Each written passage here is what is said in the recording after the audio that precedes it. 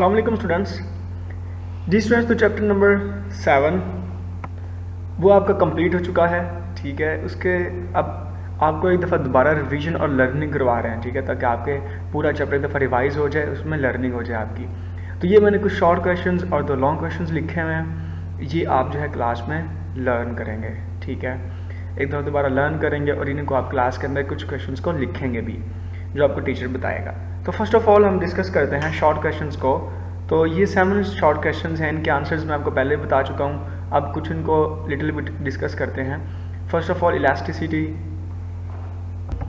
और आपने कोई एग्जांपल जो है प्रोवाइड करनी है। Second question deforming force, stress, formula, unit, what is strain, tensile strain, Hooke's law का formula, what is elastic limit. Question number 1, the property of a body to restore its original size and shape as the deforming force ceases to act is called elasticity. जी students, इसकी example आप क्या लिखेंगे? For example, when we apply deforming force on the rubber band its shape and size changes. उसकी जो shape और size change हो जाएगी। It restore it's shape and size, वो दोबारा अपनी शेप और साइज को रिस्टोर कर लेगा after removing of deforming force. कि जब आप उसके ऊपर जो डिफॉर्मिंग फोर्स जो अप्लाई कर रहे थे, अगर आप उसको रिमूव कर दें, उसको आप जो है स्टॉप कर दें, उसके ऊपर ख़त्म कर दें लगाना, तो वो अपनी ओरिजिनल जो है शेप को रिस्टोर कर लेगा। इसका मतलब क्या है? सो रबर बैंड हैज़ इलास्टिसिटी, उसके अंदर इलास्टिसिटी है। Now question number 2, the applied force that changes shape, length or volume of a substance is called deforming force। ऐसी फोर्स जो लेंथ, शेप और वॉल्यूम को चेंज कर दे, वो फोर्स क्या होती है? डिफॉर्मिंग फोर्स होती है। Now third question, stress, the force acting on unit area at the surface of a body is called stress.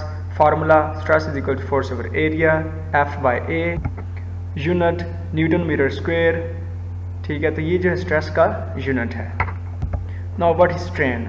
When stress acts on a body, it may change its length, volume or shape. A ratio of such a change caused by the stress with original length, volume or shape is called strain. Now what is tensile strain? जी students देखें, tensile strain ये क्या है? ये ratio है, ये ratio आपको नज़र आ रही है, change in length to original length है। ये इसका फार्मूला भी हो सकता है, इसको आप जो है वर्ड्स में लिखें तो डेफिनेशन भी बन सकती है। The ratio of change in length to original length is called tensile strain. जी, तो यही इसका फार्मूला होगा, change in length to original length. Unit क्या है इसका? Strain has no unit. So what is Hooke's law? The strain produced in the body by stress applied to it is directly proportional to the stress within the elastic limit of a body. तो ये इसकी जो है Hooke's law की definition होगी। Now stress multiply by strain, जितना आप stress apply करेंगे उतना स्ट्रेन प्रोड्यूस होगा। तो इसको ख़त्म करें, कांस्टेंट आ जाएगा दरमियान में और इक्वल आ जाएगा। प्रोपोर्शनल जब खत्म करेंगे तो कांस्टेंट आ जाएगा। तो फार्मूला क्या बनेगा? Stress by strain is equal to constant. ये इसका फार्मूला हो गया हुक्स लॉ का। Elastic limit, it is a limit within which a body recovers its original length, volume और shape after the deforming force is removed. जी, तो जो थोड़े वीक बच्चे हैं वो सिर्फ इतनी ही डेफिनेशन करेंगे, ये जो 2.5 लाइन्स हैं। जी, तो जो अच्छे बच्चे हैं वो पूरी यहाँ से लेके एंड तक करेंगे।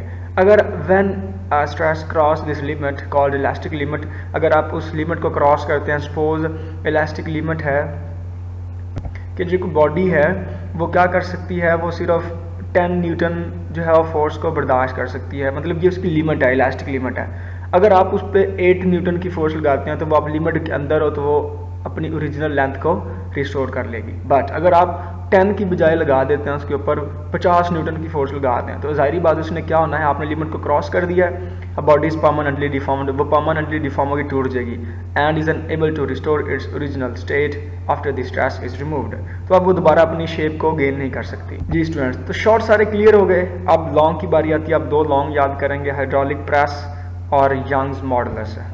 और एक और बात आपको बता दूं, इसका आप लोगों का इंशाल्लाह रिटन टेस्ट भी होगा क्लास में। सो हाइड्रोलिक प्रेस ये जो मशीन है ये पास्कल्स लॉ पे अप्लाई होती है। इस मतलब ये जो प्रिंसिपल जिस पे काम कर रही होती है वो पास्कल लॉ प्रिंसिपल है, जिसके ऊपर इसकी वर्किंग चल रही होती है। तो ये एमसीक्यूज है। जी, तो आप ये जो सारा पैराग्राफ है ये आप एक्सप्लेनेशन में लिखेंगे, ये डायग्राम भी बनाएंगे, सिंपल सी डायग्राम बनानी होगी आपने। और ये जो सारा फार्मूला है ये आपने पी, ये जो है स्मॉल पिस्टन पे जो प्रेशर क्रिएट हो रहा है, ये लार्ज पिस्टन पे दोनों प्रेशर इक्वल आपने इक्वल कर दिया और F2 आपने कैलकुलेट कर ली। ये आप यहाँ तक फार्मूला प्रूव करेंगे। जी तो आप बताएंगे कि ये जो रेशो है large area by small area, इसकी रेशो ग्रेटर देन 1 होती है। इसी वजह से जो F2 है that acts on large piston is greater than F1। ये रेशो ज़्यादा होने की वजह से ही एक्चुअली क्या हो रहा है, F2 जो है F1 से ग्रेटर है। और इस सिस्टम को हम क्या कहते हैं, फोर्स मल्टीप्लायर भी कहते हैं। ये MCQs भी है। यहाँ पे 2 MCQs हैं। ये रेशो क्या होती है, 1 से ग्रेटर होती है, और दूसरा इसको हम क्या कहते हैं, फोर्स मल्टीप्लायर्स कहते हैं। ये लॉन्ग क्वेश्चन आप एंड तक पूरा अटैम्प्ट करेंगे। जी long question two Young's modulus. ये आप इसकी सबसे पहले हेडिंग देंगे डेफिनेशन की, उसके बाद ये जो पैराग्राफ है ये आप एक्सप्लेनेशन में लिखेंगे, ठीक है। और उसके बाद ये आप उसकी जो है फॉर्मूला ड्राइव करेंगे, y is equal to F L naught original length over area multiply by change in length, और इसका यूनिट बताएंगे कि इसका यूनिट क्या है, न्यूटन पर मीटर स्क्वायर।